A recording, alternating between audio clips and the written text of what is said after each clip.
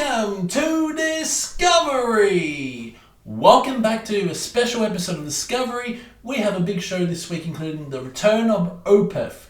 Can you believe it? Really big show this week with Opeth being our main event for this Discovery. So before I start, pop your favourite Discoveries down below and let's start. Discover! Unleash the raw power from within! Stop rising! A battle we will always win! Journey or say, the hell of a relentless war! Guiding us forward to a scene of forever adored!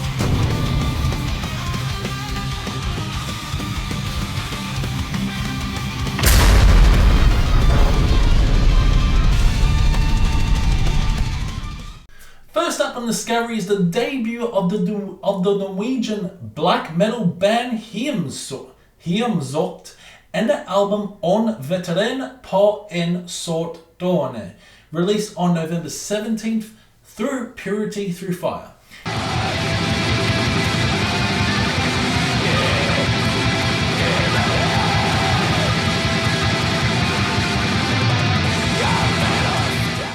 If you're looking for cold, abrasive black metal, you've come to the right place. This album is fantastic, dark and misanthropic, and even featuring a folkier tinge, while still maintaining that classic Norwegian sound, with a few tweaks that make it their own. There are so many interesting songs on this album with production that is quite raw and lo-fi, yet remains compelling from start to finish. I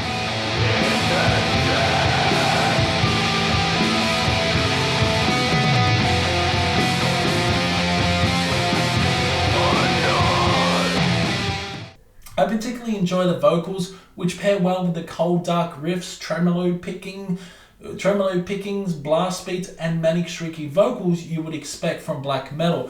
There are also ambient sections in some songs, complemented by nice clean guitar parts that add to the intensity of the tracks. I love how they switch up their sound throughout this record. It is a very tight and cohesive project, and even some clean vocals are thrown in the mix towards the end. The album creates a dense atmosphere thanks to the production and distorted guitars with a high tone. The self-titled track is one of my favourite songs from the album, along with Ante-Inferno, which showcases a unique tone and unexpected sound from this band. I feel that the first half of the album is very strong, while the second half slightly drags, but it's still good. The opening song serves as a great introduction to the band, blending clean vocals, beautiful folky guitar sections, and aggressive, intense vocals.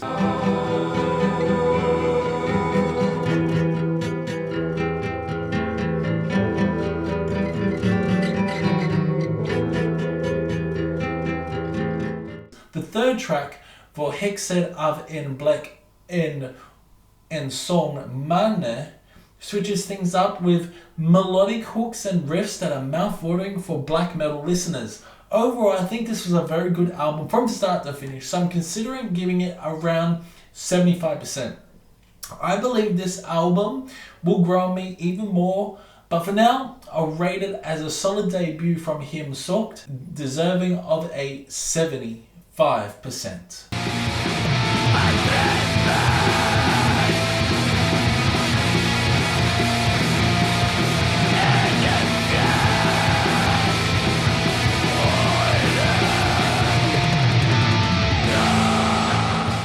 Next up on Discovery is the UK black metal band Ante-Inferno, serving up an onslaught of incredible black metal. Soliloquy was released on November 22nd through Vendetta.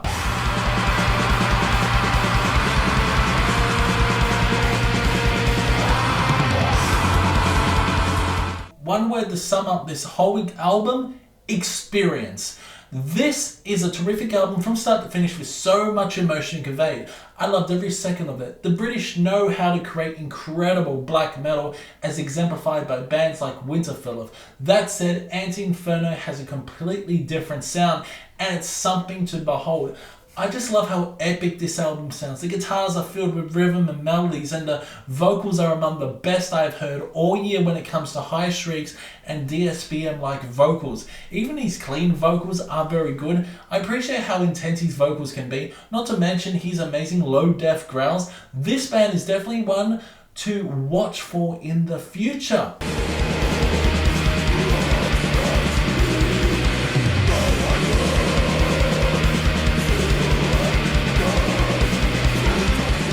I loved every moment of it. There are also some great guitar leads here, catchy melodic hooks, and the drums are really well done. I love the tight drum fills and accents thrown in between the songs. The guitar lead is a standout feature of the album. How can you forget the guitar? How can you not forget the guitar work in the cavernous blackness of night? It's fucking fantastic.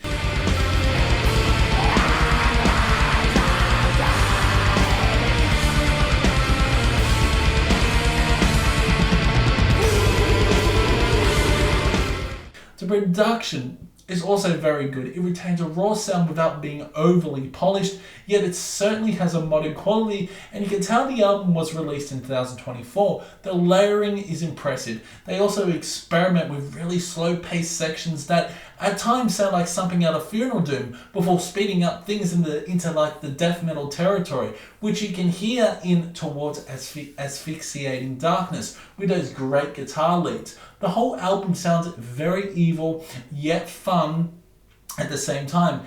In Cold Tenebrous Evil, you get a range of vocals from high shrieks to low death growls, showcasing a lot of variety. It's an extreme and heavy song, and I love it.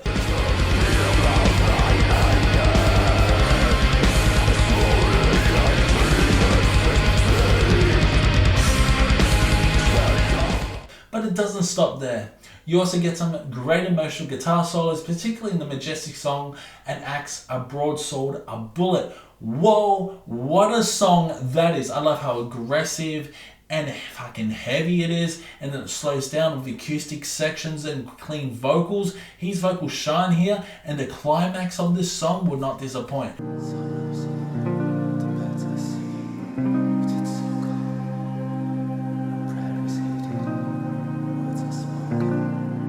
There are so many great tracks to enjoy on this album. Have no problem scoring this a solid 90%. It's very rare that I like a black metal album this much. Javal, Paysage de Hiva, and now Ante-Inferno are making black metal stand out in 2024. I love it so much that I hit replay as soon as the album ended. I can't stress you enough. Check it out.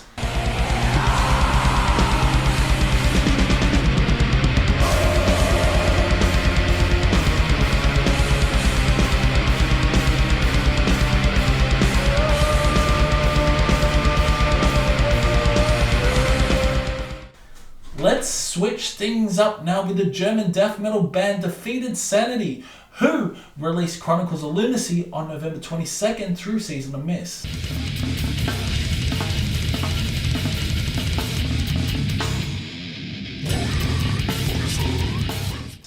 I've never been a big fan of defeated Sanity, but I respect what they have done for extreme metal. Chronicles of Lunacy is definitely a fun album. I've had this album for a few weeks now through a promo, and it's truly grown on me. It's technical and brutal at the same time, changing tempos and throwing you off guard while assaulting your ears for half an hour. Overall, it's a pretty good album from start to finish. The moment you hear Amputation's Drang, you are thrown into a whirlwind of technical madness with guitar maze riffs and intense drumming.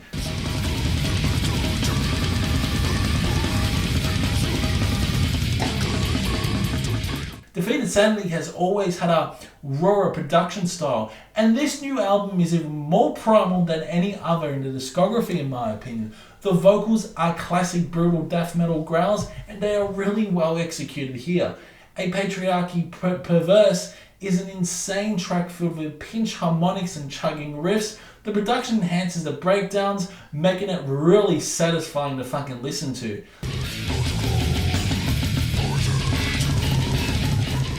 Then you have even more catered songs like Accelerating the Rot, which features a groovy bass solo and the odour of Sanity, highlighted by crazy solos. Condemned for Vascular Famine delivers 6 minutes of chaos. There are jazzy sections throughout the album, making it nearly impossible to headbang because of the many switches and changes in tempo. The riffs are impressive, and Gruber's drumming is always something to admire. Josh Rajman delivers great vocals, and the whole band works seamlessly together. This is their first album in 4 years, so you can tell they took a lot of time putting it together.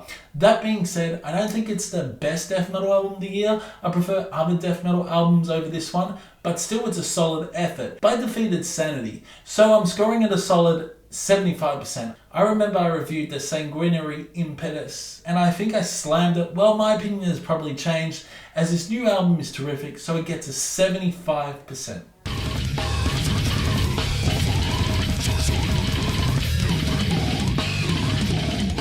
Let's shake things up in discovery with Xandria, who released their EP, Universal Tales, on November 22nd through Napalm Records.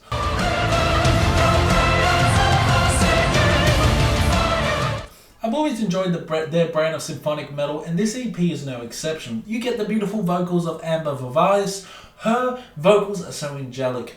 This is a very epic sounding EP filled with great riffs, memorable choruses, and it offers a really enjoyable experience. The production is fucking excellent. Clean production is essential in symphonic metal, and the orchestral elements really stand out on this EP. No Time to Live Forever is a great way to kick off the album, featuring beautiful flourishing symphonic melodies that will warm the cockles of your heart.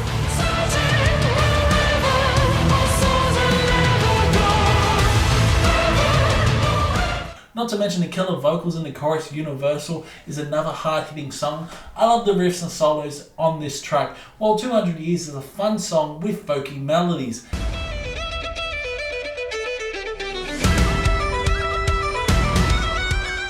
Live the Tales is also good, but I feel it's the weakest song on the EP. It's still enjoyable, but not great. Though Amber nearly reaches an F sharp, I'm not kidding you, fucking F sharp at the conclusion of Live the Tales. Overall, there are only 4 new songs on this EP, running around 24 minutes. The rest of the EP contains orchestral versions of the songs I just mentioned. This is a really good symphonic metal EP that I enjoy from start to finish. Quickly, I'm going to give it a 70%. It's good but not great. At times, I felt the song sounded a bit generic with those guitar riffs and overall song structures feeling somewhat formulaic. However, it earns a 70% because there are many ideas on this EP that work well, and while it's not the best symphonic metal album I've ever heard, not the best symphonic EP I've ever heard, it's still worth the listen.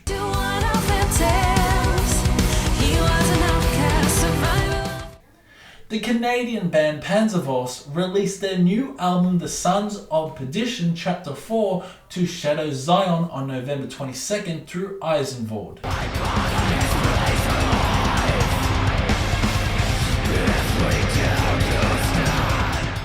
Overall, this is a pretty good album. It's funny how nothing on Discovery has been bad in the last few weeks. I'm picking some great fucking albums for the show. Anyway, this album is filled with furious black metal, showcasing impressive guitar work and thunderous percussion that could puncture a hole in your chest if you let it. The vocals are demonic, almost bordering on death metal at times, but this is undeniably a black metal album with a few avant-garde flavors along the way. It's 45 minutes of horror-fueled, dissonant, atmospheric black metal, and I really enjoyed it.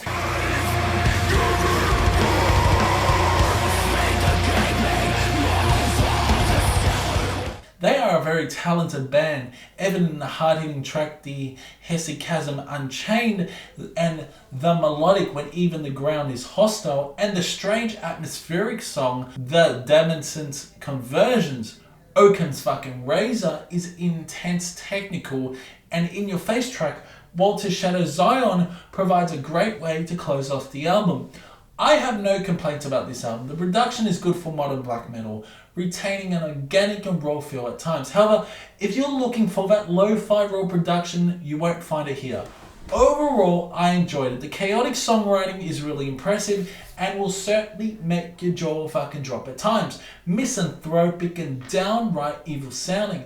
I'm giving this album a solid 75%. While it's something I've heard before, very good but not great. It can certainly get chaotic, making a worthwhile listen. So definitely check it out.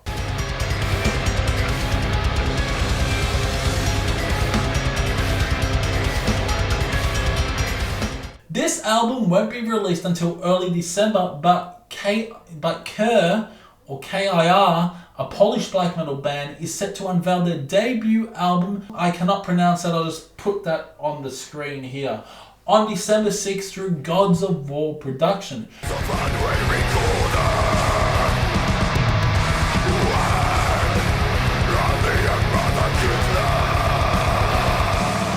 When I received this album through promo, I was immediately struck by its intensity, and I believe you will be too when it releases in early December.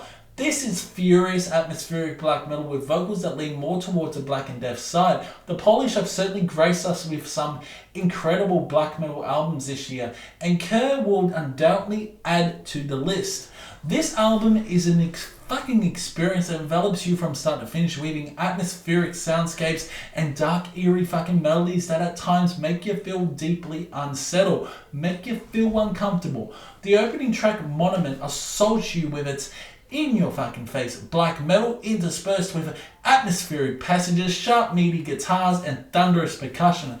At times, this band evokes the essence of Gallia, particularly in their songwriting, in my opinion, building to climaxes that do not fucking disappoint. Then comes Snarl, another fast and furious black metal track filled with dizzying riffs and haunting emotional passages. Harvest's vocals, who is the vocalist for KIR, conveys a profound depth of feeling as he bellows these fucking lyrics, drawing you further into the deep psyche abyss. This is a psychedelic, atmospheric black metal album that will compel you to listen to over and over again. It feels as though you've entered a suffocating void with each fucking listen.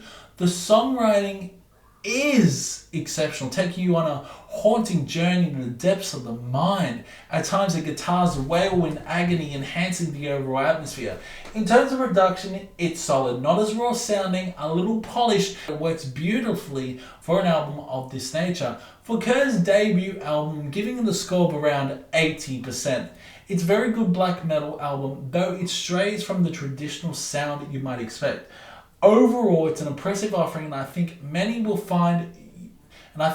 will find this album quite captivating by its haunting allure.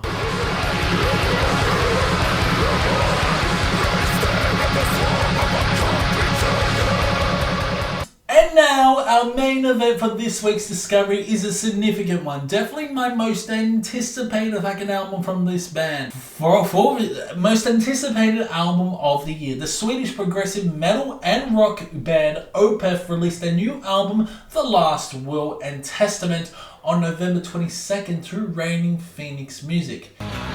It is through him we can distinguish right from wrong. This album is excellent. That is all.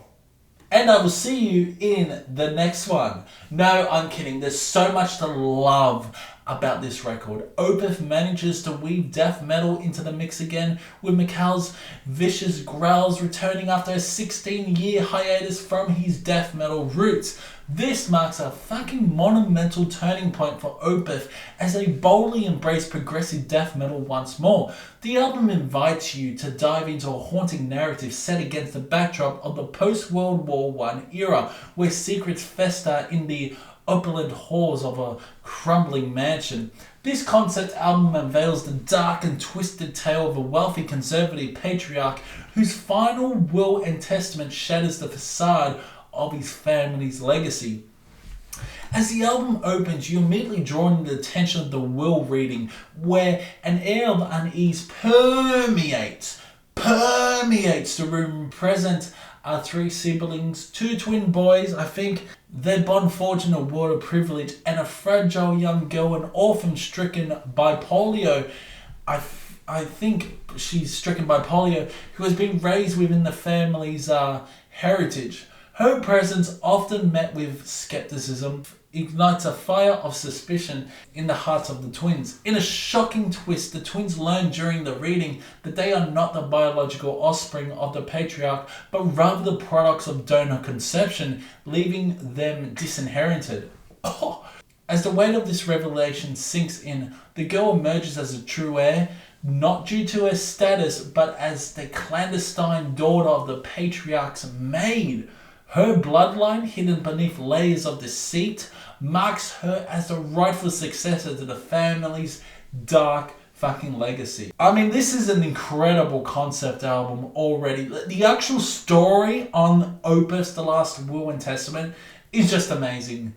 So, every track on this album is marked by an enigmatic section symbol and a number beckoning you to explore the intricate layers of the story.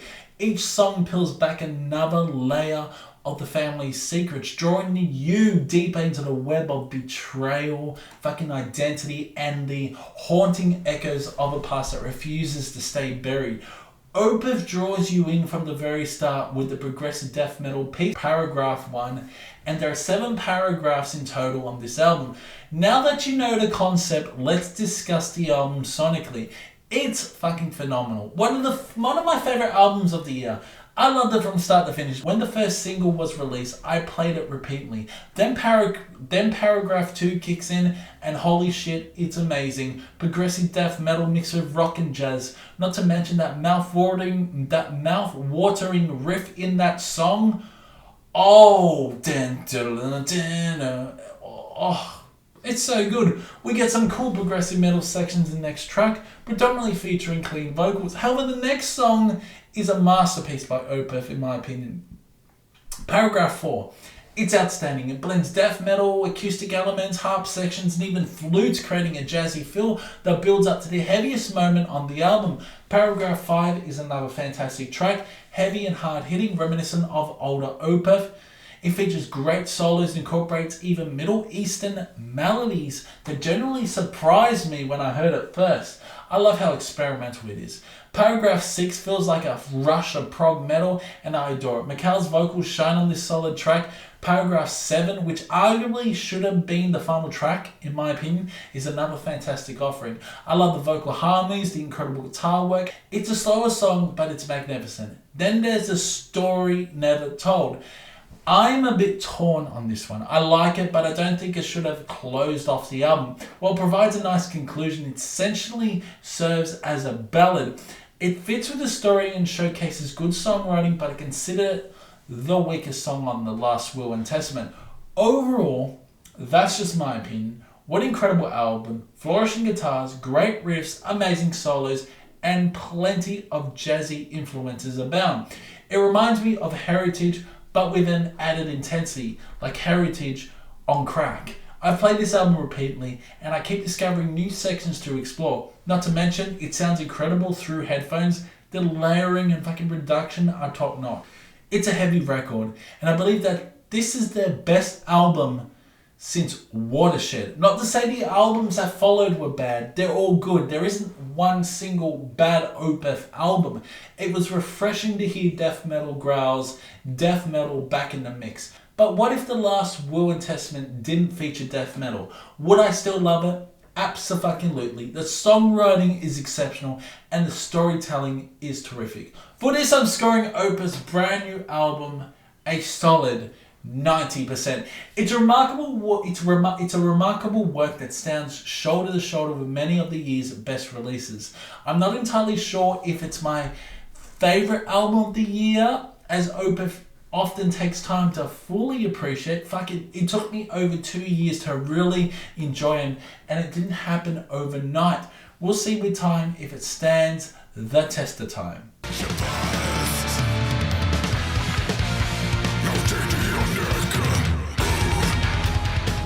So that's it for Discovery now. I'm only saying for now because there's still a lot of new releases that were released this week. So I might do another Discovery episode later on this week. or I could do a monstrous discovery episode next week. So let me know in the comments below, or if you want to see a monstrous mega discovery. Also, let me know what you discovered and what you thought about the new Opeth. It's been fun, and I'll see you in the next one.